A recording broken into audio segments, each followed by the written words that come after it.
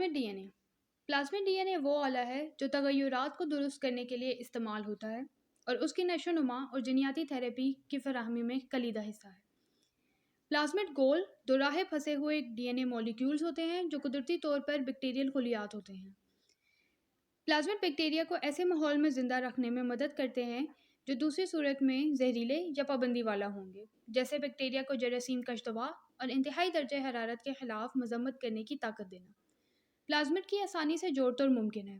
سائنسدان ایک ٹوٹے ہوئے جین کی درست صورت کو پلازمڈ میں شامل کرنے کے ساتھ ساتھ اس کو بیکٹیریا کے خلیے میں بھی رکھ سکتے ہیں۔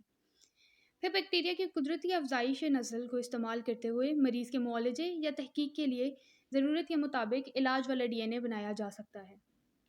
محققین اور بائیوٹیک تنظیمیں پلازمڈ کو مختلف قسم کے سائنسی استعمال کے اوزار کے طور پر استعمال کرتے ہیں، جیسے ان ویوو نسبہ تھراپی، جو کچھ معاملات میں دافع امراض ڈی این اے فراہم کرنے کے لیے غدود نما تلازمی یا شراکتی وائرس کا استعمال کرتا ہے، یا خود کو متاثر کرنے والے ٹرانس جین۔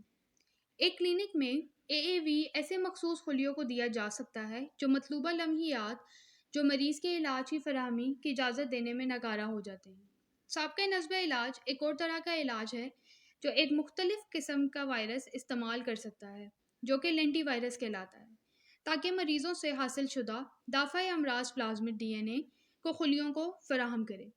لینٹی وائرس خود کو حاصل شدہ خلیوں کی لونیت یا جینومک ڈی این اے میں مستقل طور پر داخل کرتے ہیں، جو پھر مریض کو واپس ہو جاتا ہے۔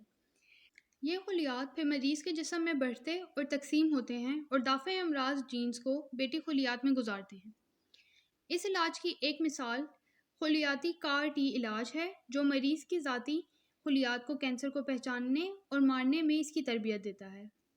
پلازمڈ اس ڈی این اے چیچک براری یا ویکسینیشن میں بھی استعمال ہوتے ہیں جو کہ مریضوں کی حوصلہ افزائی مدافعتی رد عمل سے سانچی گئی ہیں۔